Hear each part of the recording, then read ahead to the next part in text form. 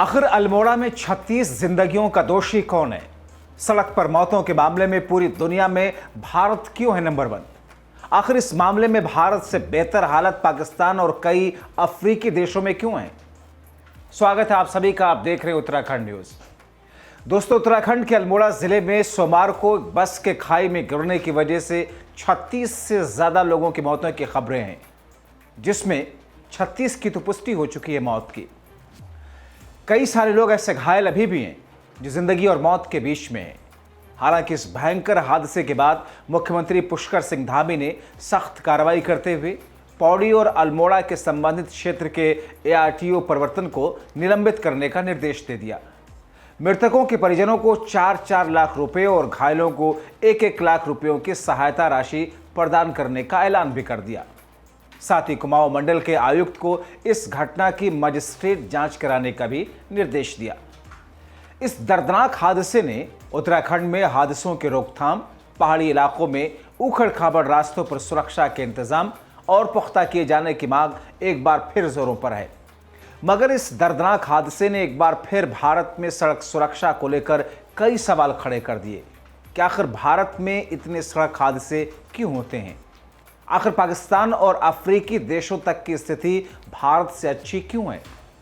हालांकि उत्तराखंड में ज्यादा हादसों के पीछे का कारण पहाड़ी राज्य और बड़ी बड़ी खाई के साथ सुरक्षा संबंधी चूक भी बताया जा रहा है। मगर यह भी सच है कि सड़क हादसों के मामलों में भारत नंबर 1 है। इन हादसों में कुल मारे गए व्यक्तियों की संख्या सबसे अधिक रही है। कई देश, ब्राजील, पाकिस्तान, नाइजीरिया जैसे देश भी इस मामले में भारत से कहीं बेहतर हैं। कई अफ्रीकी देशों में मौत का दर भारत की तुलना में कम है। सरकार की तरफ से कई कदम उठाए भी जाते रहे, हालांकि अभी ये एक बड़ी चुनौती के तौर पर है। खासकर उत्तराखंड में आए दिन ऐसे खतरनाक हादसे होते रहते हैं, बेशुमार जिंदगियां खत्म होती रहती हैं, मगर फिर भी हमारी सरकारें शायद उससे सबक नहीं सीखती, क्योंकि अगर सबक सीखती, कुछ कदम उठाती तो ऐसे हादसों में कमी जरूर होती। अब आइए आपको उत्तराखंड में हुए बड़े हादसों का एक आंकड़ा दिखाते हैं कि उत्तराखंड में कब कब बड़े हादसे हुए और मौतें हुई। 4 नवंबर 2024 यानी कि अल्मोड़ा का यह हादसा, बस खाई में गिरी, 36 लोगों की मौत की पुष्टि। 1 जुलाई 2018 धामाकोट में हादसा हुआ, 48 लोगों की मौत हुई। 23 मई 2017 नालू पानी के पास खाई में बस गिरी, 27 लोगों की मौत हुई। 1 अगस्त 2010 गंगा नाली के पास में ट्रक हादसा, 27 लोगों की मौत हुई। 4 जुलाई 2009 भटवाड़ी गंगा नाली के बीच में हादसा, 40 लोगों की मौत हुई।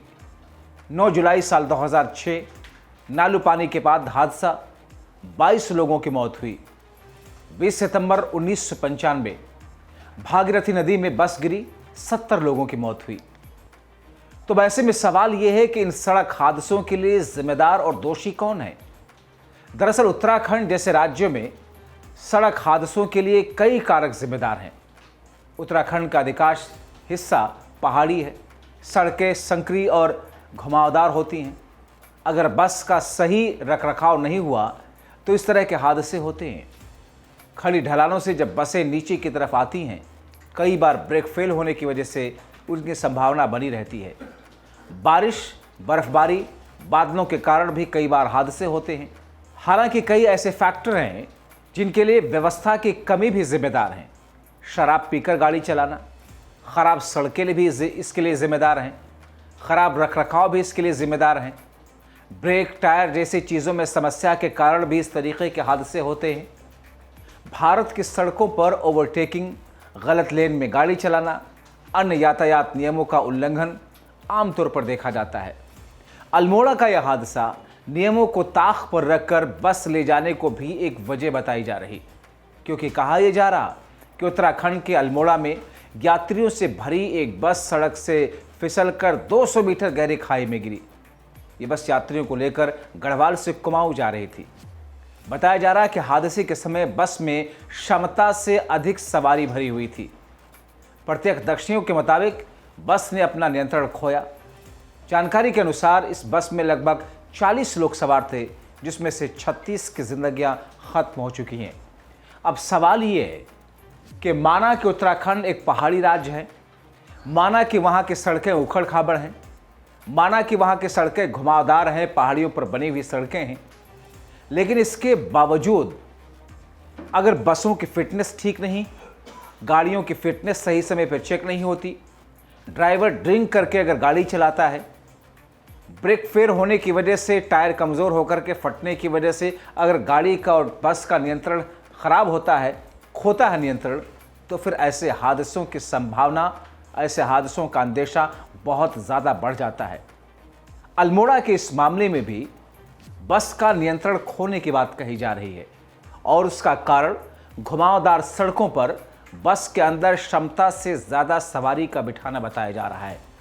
सवाल ये है कि क्या मुख्यमंत्री के ज़रिए महज कुछ कार्रवाई कर देना इसके लिए काफ़ी है, या उत्तराखंड के इस पहाड़ी रास्तों पर घुमावदार रास्तों के लिए नए सिरे से नए प्लानिंग की ज़रूरत है ताकि यहाँ पर लोग सुरक्षित रहें, हादसों में कमी आए।